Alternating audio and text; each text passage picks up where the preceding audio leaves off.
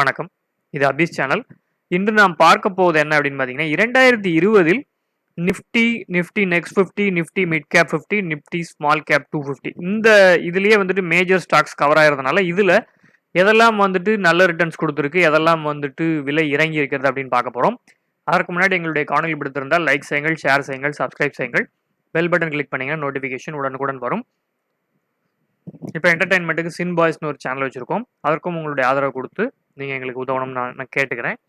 இப்போ முதல்ல வந்து நிஃப்டி 50 பேசிக்கலி பார்த்தீங்கன்னா மோஸ்ட் ஆஃப் த ஸ்டாக்ஸ் வந்து ஒரு நல்ல விஷயமா எப்படின்றது, ஏன்னா இயர் ஆரம்பத்தில் வந்து நமக்கு ஓரளவுக்கு இருந்து அதுக்கப்புறம் கொரோனாவுடைய தாக்கம் அதிகமாகி நம்முடைய ஸ்டாக்ஸ்லாம் இறங்கி இன்னைக்கு வந்துட்டு இண்டெக்ஸ் வந்து வரலாறு காணாத அளவில் வந்து இப்போ இருக்குது.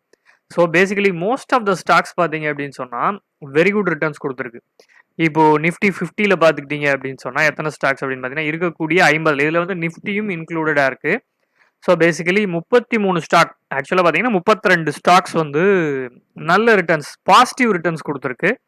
3 ஸ்டாக்ஸ் வந்து ரிட்டர்ன் வந்து ஜீரோ, கூடவும் இல்லை குறையவும் இல்லை. எக்ஸாக்ட் நான் இன்னைக்கு பேசிக்கிட்டு இருக்கிற இந்த டீட்டெயிலை வச்சு, but morals should be the same.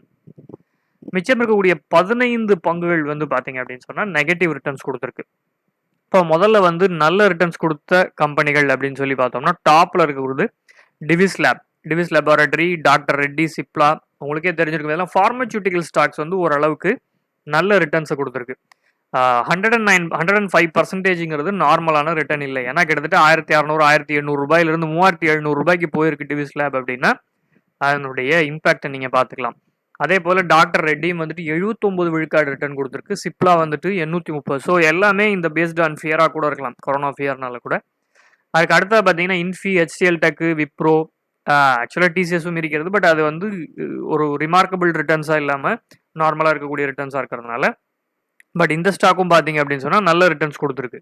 So IT companies வந்து ஒரு கட்டத்துக்கு மேலே அவங்களுடைய ஒர்க் ஃப்ரம் ஹோம் எல்லாமே ஆப்ஷன்ஸ்லாம் ப்ராப்பராக இருந்து டெலிவரபிள் சரியாக இருந்ததுனால இவங்க வந்து நல்ல ரிட்டர்ன்ஸ் கொடுத்துருக்காங்க. மற்றபடி ஏஷியன் பெயிண்ட்ஸ் வந்து 50% ரிட்டர்ன் கொடுத்துருக்குங்கிறது ஒரு ஆச்சரியமான விஷயம். ஏன்னா இந்த நேரத்தில் இந்த இதுக்கான செலவுகள் எப்படி இருந்திருக்கும் அப்படிங்கிறது, அதாவது வீட்டை பெயிண்ட் பண்ணுறதுக்காக இருக்கட்டும் இல்லை கம்பெனிஸ்க்கும் இந்த தேவையை வந்துட்டு எந்த அளவுக்கு இது பூர்த்தி செஞ்சிருக்கும், இருந்தாலும் அதனுடைய ஸ்டாக் விலை கூடியிருக்கிறது. அடுத்து ஜேஎஸ்டபிள்யூ ஸ்டீல் இண்டஸ்ட்ரியிலேருந்து அது கூடியிருக்கிறது. Sun Pharma of course pharmaceutical industries, TCS வந்து டிசிஎஸ் வந்து IT industry, Tata Steel, Adani Ports 32 விழுக்காடு வந்து கூடியிருக்கிறது. M&M வந்து இட்ஸ் சர்ப்ரைஸ் அப்படின்னு தான் சொல்லணும். மஹிந்திரா அண்ட் மஹிந்திரா வந்து கூடியிருக்கிறதுங்கிறது ஒரு சர்ப்ரைஸ். பட் அஃப்கோர்ஸ் சப்சிடரிஸ் இருந்தாலும் மேஜர் ஆட்டோமொபைல் இண்டஸ்ட்ரியில் இருக்கிறதுனால M&M வந்து ஒரு surprise. Titan, Reliance, cement companies, Hero Motor Corp also 21% is surprise. ரீசெண்டாக இப்போ வந்துட்டு ரெக்கவர் ஆகிட்டுன்றதுனால இருக்கலாம். Tech Mahindra of course IT company, Hindustan Unilever, Nestle, Bajaj Finance, இந்த பேங்கிங் செக்டார்ஸில் உள்ளதும் கொஞ்சம் ரீபவுண்ட் ஆனதுங்கிறது ஒரு நல்ல விஷயமா இருக்குது.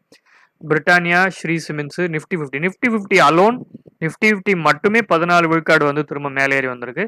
பாரதி ஏர்டெல் ரொம்ப நாளாக கஷ்டப்பட்டுட்டு இருந்த ஒரு நிறுவனமானது ஜியோவினுடைய அட்வென்ட்னால 13% வரைக்கும் திரும்ப மேலேறி வந்திருக்கு. HDFC பேங்க் வந்து இன்வெஸ்டர்ஸ் டார்லிங் அப்படின்னு சொல்லலாம், அது வந்து 11% மேலேறி வந்திருக்கு. Hindalco, HDFC life, Bajaj auto. கீழே போன நிறுவனங்கள் பார்த்தீங்க அப்படின்னு சொன்னால் மாருதியும் டாடா மோட்டார்ஸும் பெரிய அளவில் ரிட்டர்ன் கொடுக்கல. L&T கன்ஸ்ட்ரக்ஷன்லாம் ரொம்ப பாதிக்கப்பட்டதுனால அவங்களுடைய பிரச்சனைகளும் இருந்திருக்கிறது. அதை தவிர ரொம்ப பாதிக்கப்பட்டது ஏக்கர் மோட்டார்ஸ், இண்டஸ்இண்ட் பேங்க், கோல் இந்தியா. இவங்களுக்கெல்லாம் ப்ரொடக்ஷனே இல்லாமல் கூட போயிருந்திருக்கலாம். பேங்கிங் செக்டார்லையும் ஓரளவுக்கு நல்ல அடி வாங்கியிருக்காங்க. So basically most of the stocks more than 50% வந்து நல்ல ரிட்டர்ன் கொடுத்துருக்குங்கிறது நல்ல விஷயம். அடுத்ததாக நிஃப்டி நெக்ஸ்ட் 50. நிஃப்டி நெக்ஸ்ட் 50ல பார்த்தீங்க அப்படின்னு சொன்னால் கிட்டத்தட்ட இருக்கக்கூடிய 50 பங்குகளில் கிட்டத்தட்ட 34 பங்குகள் இன்க்ளூடிங் தி நிஃப்டி இண்டெக்ஸ், 34 பங்குகள் வந்து நல்ல ரிட்டர்ன்ஸ் கொடுத்துருக்கிறது, பாசிட்டிவ் ரிட்டர்ன்ஸ் கொடுத்துருக்கிறது, அட்லீஸ்ட் 0க்கு மேலே. மீதம் இருக்கக்கூடிய 17 பங்குகள் வந்து பார்த்தீங்க அப்படின்னு சொன்னால் நெகட்டிவ் ரிட்டர்ன்ஸ் கொடுத்துருக்கிறது. ஹியூஜ் ரிட்டர்ன்ஸ் 555% ரிட்டர்ன்ஸ் வந்து அதானி கிரீன் வந்து இந்த ரினியூவபிள் எனர்ஜி சோர்ஸ்ன்னு சொல்லக்கூடிய சோலார் பேனல்ஸ் தான் மெயினாக வச்சு அதானி கிரீன் எனர்ஜி ப்ரொடக்ஷனில் இருக்காங்க. ஸோ இந்த growth அப்படிங்கிறது வந்துட்டு கண்டிப்பா அன்எக்ஸ்பெக்டடா தான் இருந்திருக்க வேண்டும். ரீசென்ட்டா கிடைச்ச ப்ராஜெக்ட்ஸ்னாலயோ என்ன காரணங்கள் இருக்கலாம். பட் இது வந்து ஹியூஜ். இதே அளவு அடுத்த வருஷமும் இருக்கணுமா அப்படிங்கிறது ஹைலி டூபியஸ். நீங்க வந்து அந்த மாரி இருந்தால் கொஞ்சம் கவனமாக இருக்க வேண்டியது ரொம்ப ரொம்ப ரொம்ப ரொம்ப முக்கியம். 555% என்ன அர்த்தம்னா 10 மடங்கு வளர்ந்திருக்குதுன்னு அர்த்தம். கிட்டத்தட்ட ரூ. 100 அந்த ஷேர் ரூ. 1000 வந்திருக்கு அப்படிங்கிறது அர்த்தம். எல்&டி வந்து 100% வளர்ந்திருக்கு. ரூ. 1800 பக்கம். எல்&டிங்கிறது இது வந்து எல்&டி இன்ஃபோடெக் எல்டிஐ. ஸோ அது வந்து ரூ. 1800 ரூ. 3600 வரைக்கும் அதனுடைய ஸ்டாக் போயிருக்கிறது. ஸோ பேசிக்கலி இந்த இயர் வந்து ஒர்ஸ்ட் இயரா ஆரம்பிச்சிருந்தாலும் அந்த ரிட்டர்ன்ஸ் ப்ராப்பரான இந்த மாதிரியான ஸ்டாக்ஸை ப்ராப்பர்னு நம்ம சொல்ல முடியாது. பட் ஏதோ வகையில் இன்வெஸ்ட் பண்ணியிருந்தாங்க ஸ்டாக்ல இந்த ஆரம்பத்தில், இல்லை இந்த இண்டெக்ஸ்ல இருந்து இதில் உள்ளதை வந்து எடுத்திருந்தாங்கன்னா ஹியூஜ் அமௌண்ட் ஆஃப் ரிட்டர்ன்ஸ் வந்திருக்காங்கன்னா வாய்ப்பு இருக்கு. அதுக்கு அடுத்தது வழக்கம் போல நம்ம எப்படி நிஃப்டி 50ல பார்த்த மாதிரியே ஃபார்மா ஸ்டாக்ஸ், ஆரோ ஃபார்மா, கேடிலாக் இதெல்லாம் வந்துட்டு நல்ல ரிட்டர்ன்ஸ் கொடுத்துருக்கு. டாடா கன்சியூமர் வந்து 86% ரிட்டர்ன். நௌக்ரி மேபி வேலை ரொம்ப ரொம்ப ரொம்ப ஹெவியா தேடி இருக்காங்களா என்ன அப்படிங்கிறது இருக்கு. ஏன்னா இதனால ஏகப்பட்ட வேலை இழப்புகள் ஏற்பட்டு அதனால ரொம்ப ஃபேமஸா இருந்திருக்கா அப்படின்றதால இது வந்து 85% ரிட்டர்ன் கொடுத்துருக்கு நௌக்ரி.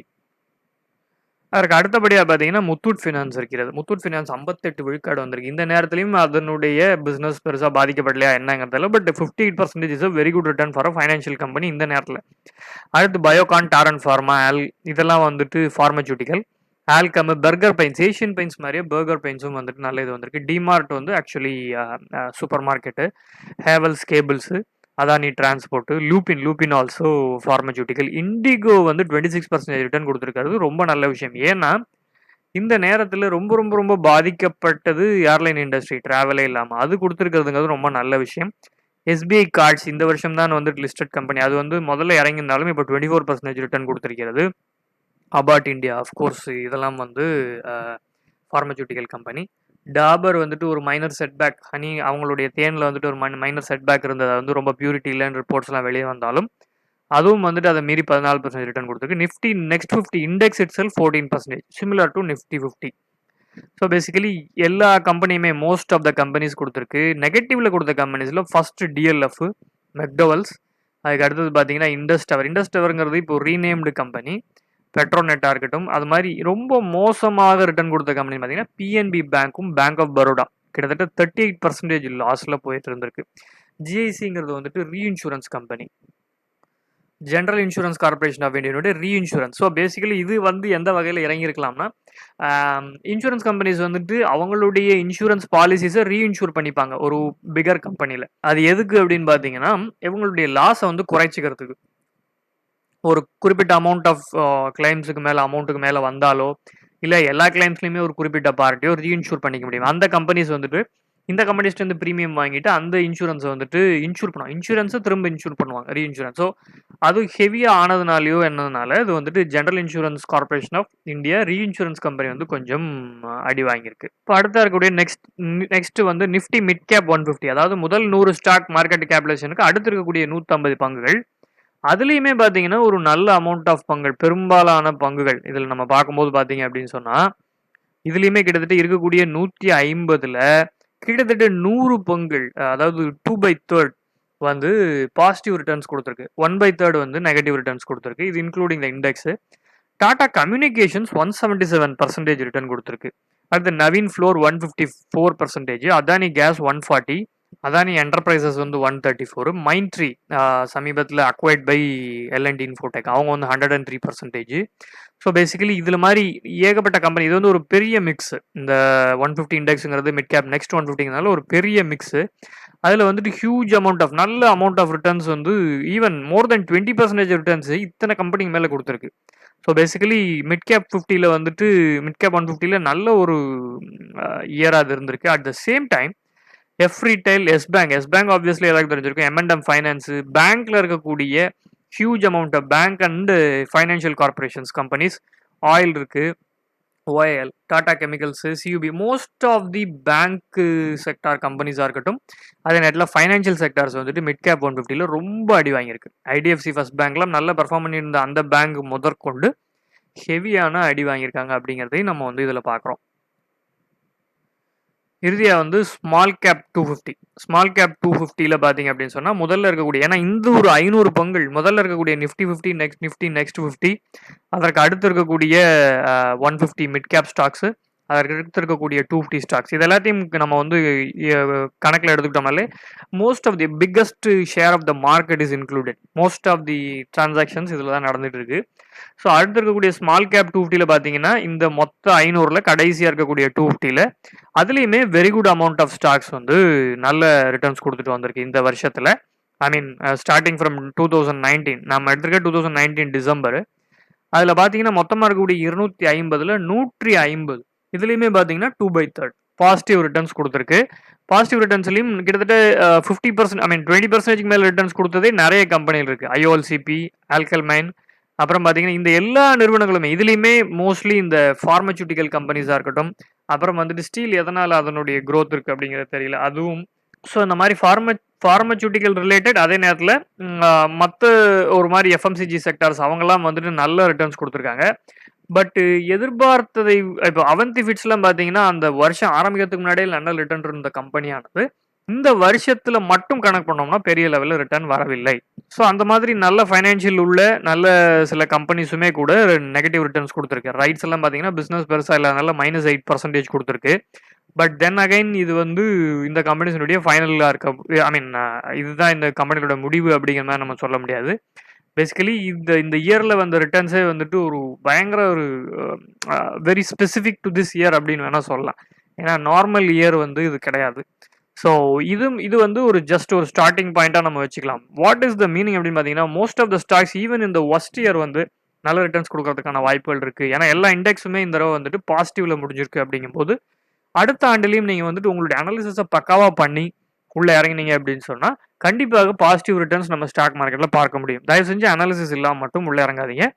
நம்முடைய சப்ஸ்கிரைபர்ஸ் அனைவருக்கும் மற்றும் அனைத்து மக்களுக்கும் நம்மளுடைய புத்தாண்டு நல்வாழ்த்துகள். உங்களுடைய புத்தாண்டில் கண்டிப்பாக நல்ல பாசிட்டிவ் ரிட்டர்ன்ஸோட ஒரு ஸ்டாக் இன்வெஸ்ட்மெண்ட்டில் ரொம்ப சக்ஸஸ்ஃபுல்லாக வரணும் அப்படிங்கிறது எங்களுடைய நம்பிக்கை. எங்களுடைய காணொலி பிடித்திருந்தால் லைக் செய்யுங்கள், ஷேர் செய்யுங்கள், சப்ஸ்கிரைப் செய்யுங்கள். பெல் பட்டன் கிளிக் பண்ண நோட்டிஃபிகேஷன் உடனுக்குடன் வரும். நன்றி, வணக்கம்.